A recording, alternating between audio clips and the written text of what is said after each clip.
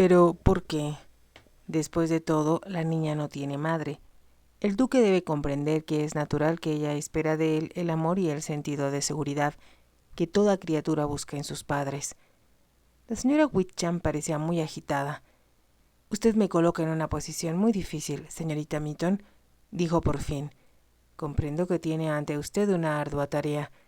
Si logra educar a Aline, y, sin embargo, aunque parezca extraño, dada su juventud, hay algo en usted que la hace diferente de las otras institutrices que he contratado en nombre de su señoría. Tal vez le parezca un poco presuntuoso de mi parte, puesto que tenemos tan poco tiempo de conocernos, pero no puedo evitar confesarle que ya tengo confianza en usted. Entonces, espero que me ayude», dijo Marisa. «Explíqueme por qué no puedo sugerirle al duque que le brinde a su única hija el afecto que ella está pidiendo a gritos». «Supongo que no debía decírselo», murmuró la señorita Wickham con inquietud, aunque tal vez llegara a oírlo de labios de alguno de los sirvientes o de esa vieja niñera. La realidad es, señorita Mitton. Se detuvo. «Por favor, continúe», suplicó Marisa. «En fin, creo que habrá oído decir que la difunta duquesa era una mujer neurótica, que a veces no parecía estar en control de sus facultades mentales. Se complacía en molestar a su esposo.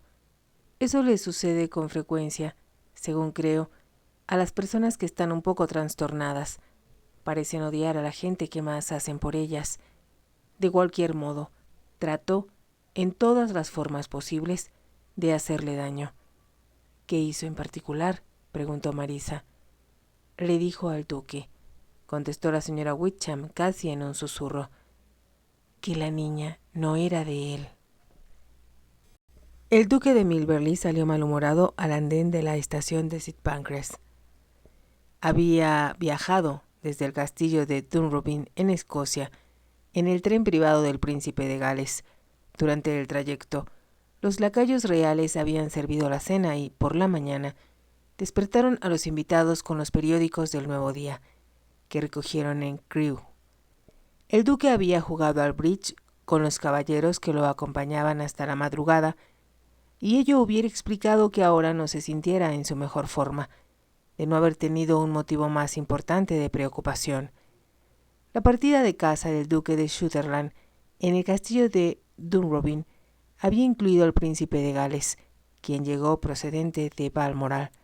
Su esposa, la princesa Alejandra, y las dos jóvenes princesitas, Victoria y Maud, se encontraban entonces de visita en Dinamarca, y su Alteza Real, como de costumbre, había disfrutado de la compañía de las hermosas mujeres que fueron invitadas para entretener a los huéspedes.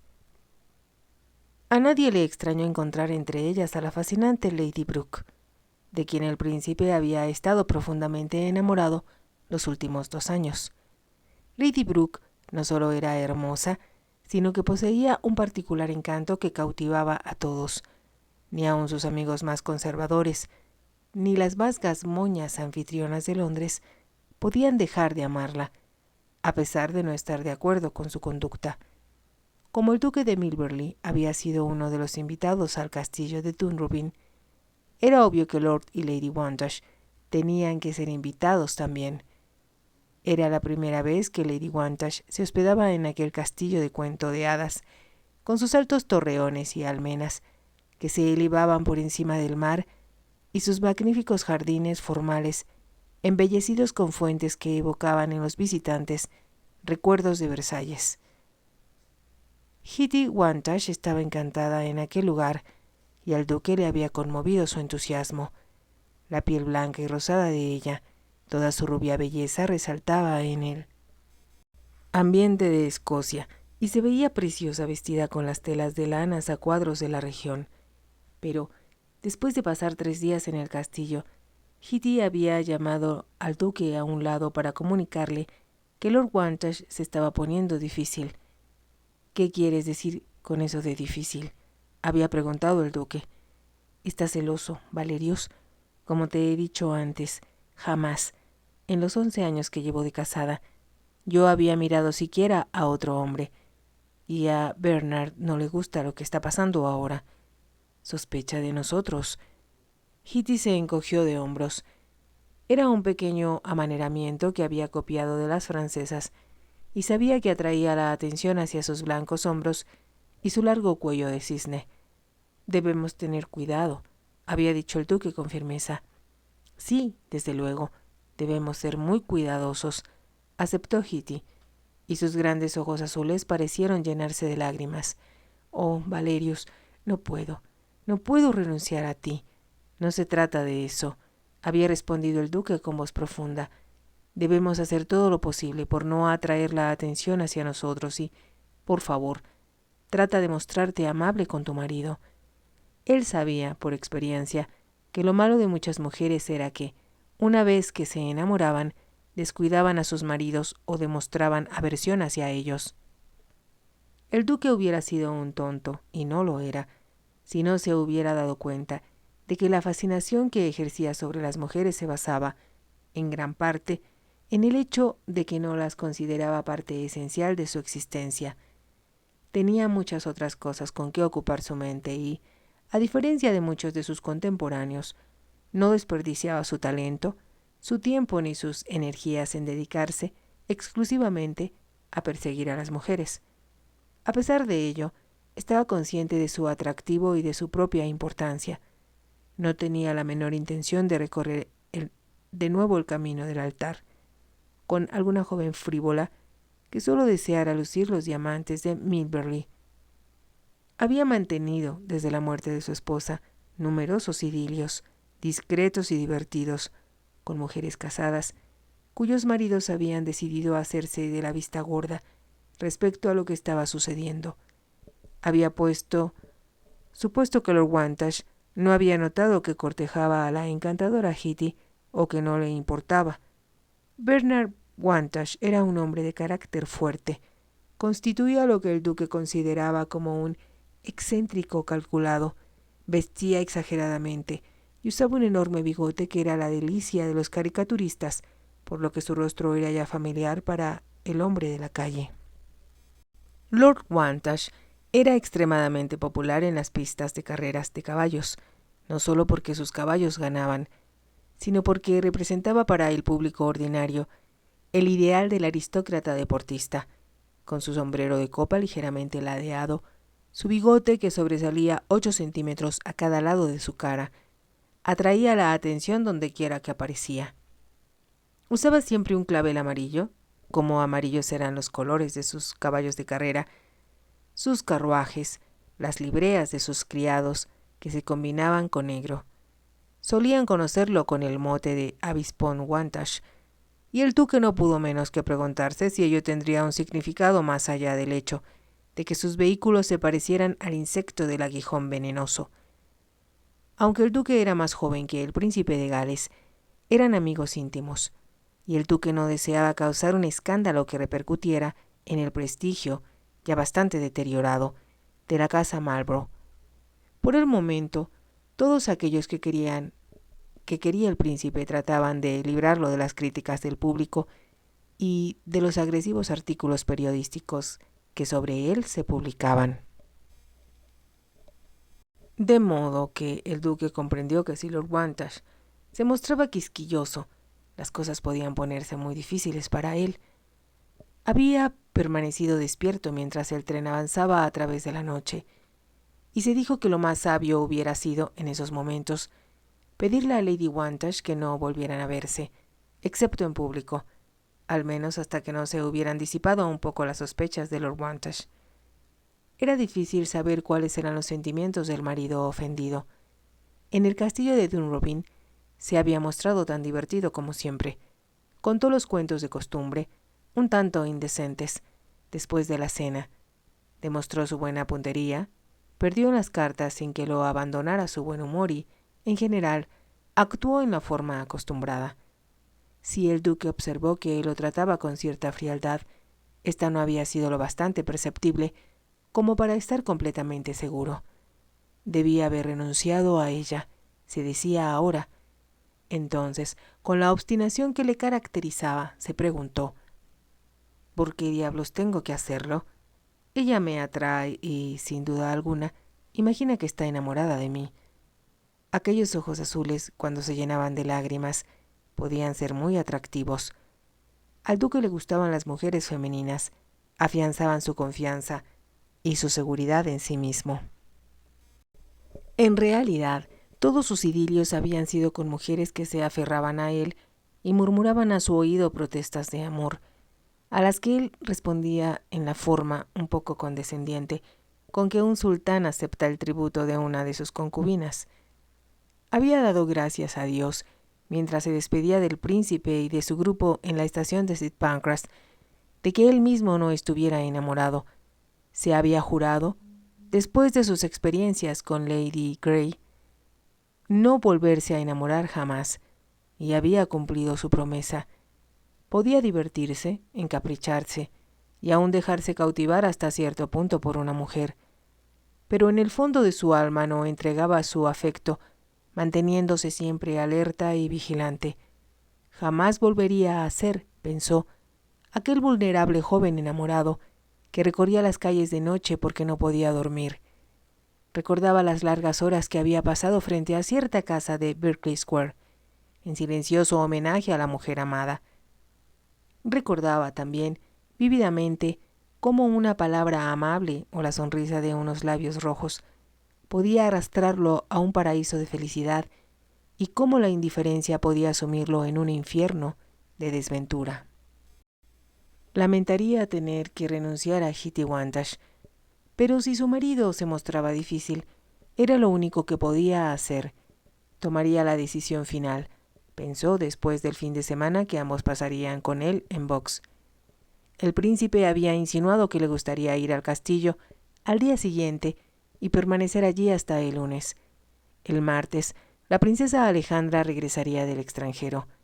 El duque, desde luego, sabía a quienes debía invitar. Lord y Lady Brooke estarían incluidos en el grupo. Procuremos que sea un grupo pequeño el del jueves por la noche, había sugerido el príncipe. Muy buena idea, Su Alteza, le contestó el duque. El resto puede llegar el viernes y todos querrán ir a cazar perdices el sábado, continuó el príncipe. Todo será arreglado de ese modo, señor, había prometido el duque. Había decidido dirigirse directamente a Box en cuanto llegara a Londres, en vez de quedarse en la casa Milberny de Governor Square, y, a pesar de lo precipitado del viaje, se le encontró un compartimento especial en el tren procedente de Sussex. En otro vagón viajaron el mensajero que lo acompañaba siempre, su valet y sus 2 criados. Lo acompañó también un secretario que se unió al grupo cuando supo que su señoría pasaría por Londres, llevando consigo todas las cartas que se habían recibido en la casa Milberly, en ausencia del duque. El duque no hizo ningún esfuerzo por leer el montón de periódicos que tenía junto a él, ni probó siquiera el almuerzo que le trajeron, en una cesta especial marcada con la corona ducal, preparado rápidamente por su chef de Londres, en cuanto supo que el amo viajaría directamente hacia Box. Observó, con poco placer, el paté, la codorniz en aspic, las chuletas de carnero y los grandes melocotones de invernadero que habían viajado desde Box hasta Londres y no los tocó.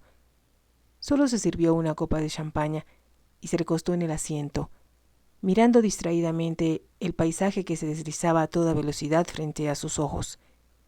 Pensaba en la tibia suavidad del cuerpo de Hetty Wantage y en la forma impulsiva con que ella solía echarle los brazos al cuello en cuanto estaban solos.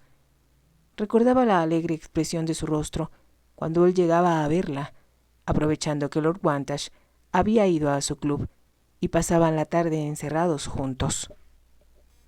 Tal vez Hetty no fuera tan hermosa como otras mujeres a las que el duque había dedicado sus favores, pero a él le parecía fascinante y detestaba la idea de tener que renunciar a ella por cobardía.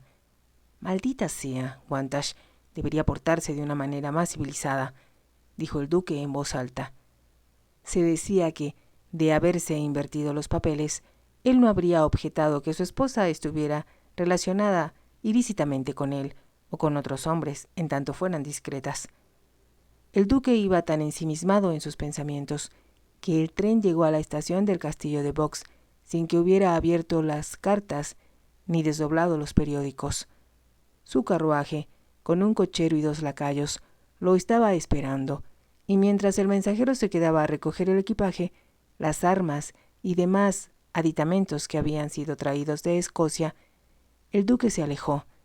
Como le sucedía siempre, el contemplar a Box le produjo un efecto tranquilizador.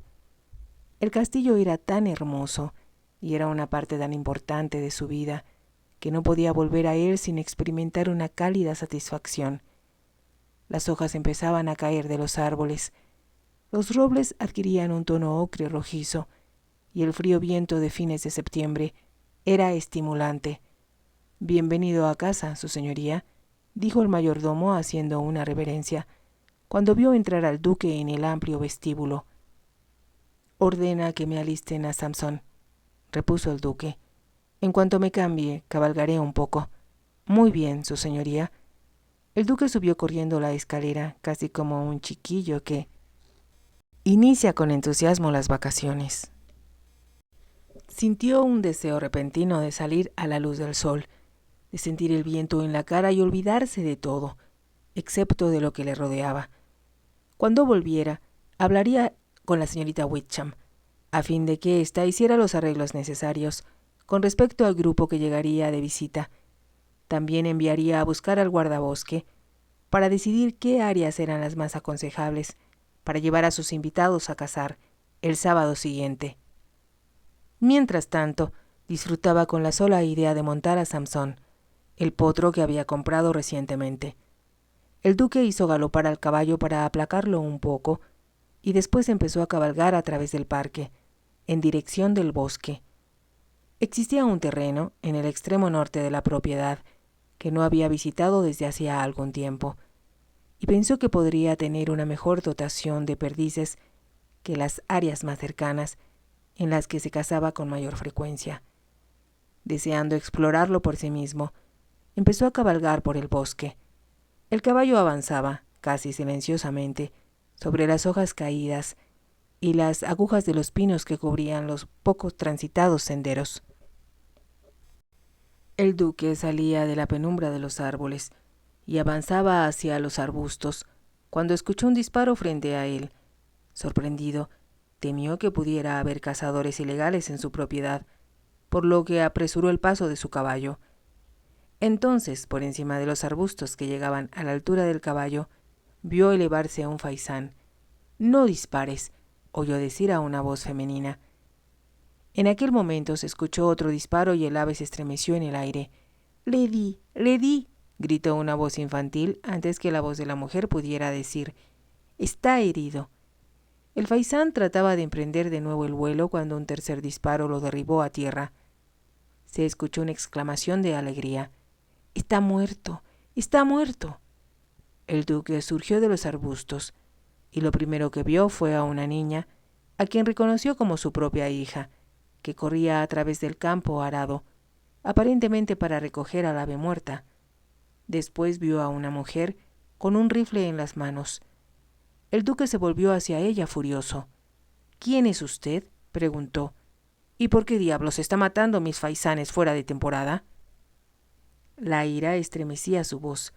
La mujer se volvió para enfrentarse a él, y el duque se encontró mirando a 2 grandes ojos verdes.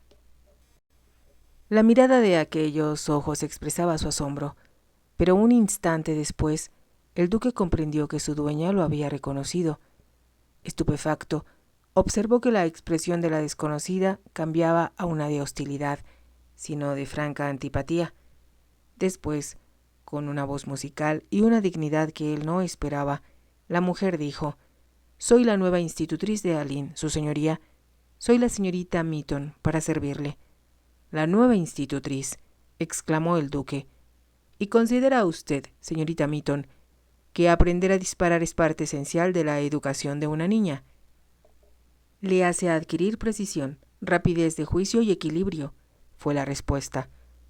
El duque estaba a punto de replicar cuando vio que la institutriz estaba observando a Aline, que recogía en esos momentos al ave, y se dirigía de nuevo hacia ella. Levantó de nuevo la mirada hacia el duque. Dígale a Aline que fue un buen disparo, se apresuró a decirle. Es importante que usted la halague. Había tanto calor en la voz de la joven que el propio asombro del duque le hizo guardar silencio. Jamás esperó que una simple institutriz se atreviera a decirle lo que debía hacer, y menos en un tono que era casi una orden. Creo, señorita Mitton, empezó a decir, pero se interrumpió cuando comprendió que Aline lo había visto ya. La niña corría llena de excitación, saltando entre los surcos y sosteniendo por las patas al faisán muerto. «Lo maté, papá, lo maté. ¿Me viste?» «Te vi», dijo el duque con tono algo sombrío. Se dio cuenta de que su hija llevaba bajo el brazo una pequeña escopeta que él mismo había usado cuando tenía su edad. Por alguna razón, ello aplacó un poco su furia y contuvo la andanada de comentarios mordaces que estaba a punto de dedicarle a la señorita Mitton. Cuando Aline llegó al lado de su caballo, enarbolando al faisán muerto, las mejillas encendidas y los ojos llenos de emoción, descubrió que le era difícil ser tan severo como intentó al principio. «Está muerto, papá. Yo lo maté. Con un poco de ayuda de tu compañera», contestó el duque secamente. «Es difícil matar un faisán con un arma tan pequeña», dijo la señorita Mitton. Lo dijo como simple declaración de un hecho irrefutable. «Ya sé tirar, papá. Ya maté un pichón», dijo Aline, «y creo que también a un conejo, aunque no pudimos encontrarlo». En aquel momento, uno de los ayudantes del guardabosque salió de la maleza con su perro. Sobre el hombro llevaba una vara, de la que colgaba una considerable variedad de piezas de caza. Había media docena de pichones, 2 urracas, un cuervo, un mapache y 3 conejos. El guardabosque nos dio permiso, su señoría, de disparar contra animales pequeños, explicó Marisa. Pues ha hecho usted toda una cacería, señorita Mitton, dijo el duque con una nota de sarcasmo en la voz. El faisán, desde luego, fue un error. Creo que Aline se emocionó demasiado. De lo contrario, ambas hubiéramos recordado que la temporada de cazar faisanes no empieza hasta la semana próxima. Es un alivio para mí saber que tiene usted tan extensos conocimientos sobre el deporte de la cacería, dijo el duque con el mismo tono irónico. Qué lista soy, ¿verdad, papá?, continuó diciendo Aline, sosteniendo aún el faisán con la mano. Levantó la mirada hacia el duque, casi suplicante. «No cabe duda de que el tiro lo mató, Aline», contestó el duque. En aquel momento, el duque hizo dar vuelta a su caballo y volvió a internarse en el bosque, por donde había llegado. Aline lo siguió con la mirada, y su actitud era tan triste que Marisa trató de darle ánimos. Ahí le pareció un magnífico disparo, Aline. Pero no lo dijo, murmuró y su voz temblaba. Creo que le sorprendió vernos. Sabes, Aline, si hubiera sido un chico, tu padre habría esperado encontrarte disparando, pero todavía tiene que acostumbrarse a la idea de que una niña puede hacer las mismas cosas. Si yo hubiera sido un chico, habría dicho que era muy buen disparo, contestó Aline. Por supuesto que lo habría dicho, porque era bueno, pero, Aline, debes comprender que los hombres esperan que nosotras, las mujeres, nos pasemos el día sentadas bordando un muestrario de puntadas o pintando pequeñas acuarelas. Tú y yo tenemos que educar a tu padre, hasta hacerle comprender que queremos hacer algo diferente. El entusiasmo brilló de nuevo en los ojos de Aline. ¿Podremos educarlo?, preguntó. Al menos lo intentaremos. Ahora, dale tu faisán, Scott. Creo que debemos buscar la carreta con el pony y volver al castillo. Yo no sabía que tu padre iba a regresar hoy. Se preguntaba, al volver, si el duque le prohibiría a Aline que cazara. Esperaba poder convencerlo de que no lo hiciera, aunque después de haberlo visto tan enfadado y observar su hosca expresión, se sentía un poco temerosa de lo que pudiera depararle el futuro. Siempre supo que odiaría al duque tan pronto lo hubiera visto en persona. Había sentido, aún entre la belleza y la paz de Box, que su presencia la inquietaba y, en cierto modo, la amenazaba. No esperaba que fuera tan alto, ni que tuviera un aspecto tan importante, Bastaba mirarlo para comprender que era un luchador, un conductor de hombres, un ser que no acataba los convencionalismos o siquiera los dictados de la razón, a menos que quisiera hacerlo. Mientras ella y Aline volvían en la carreta hacia el castillo, temió, de pronto, que él pudiera deshacer todo lo bueno que ella había hecho por Aline desde que llegó a Box. Llevaba ya casi 3 semanas en el castillo y había introducido tantos cambios desde entonces que era tonto suponer que el duque los aceptara. Marisa se había sentido impresionada al descubrir la vida restringida y triste que estaba llevando Aline. En primer lugar, hacía poco ejercicio, pues a sus institutrices anteriores les disgustaba caminar. La niña salía a cabalgar 3 veces por semana en un pony gordo y perezoso, cuyas riendas conducía a un caballerango. El resto del tiempo deambulaba por toda la sección infantil, sin que se le proporcionara ningún aliciente para usar su cerebro o su imaginación. Nadie le prestaba verdadera atención, excepto para alimentarla caprichosamente y para amonestarla, exigiéndole que se portara bien.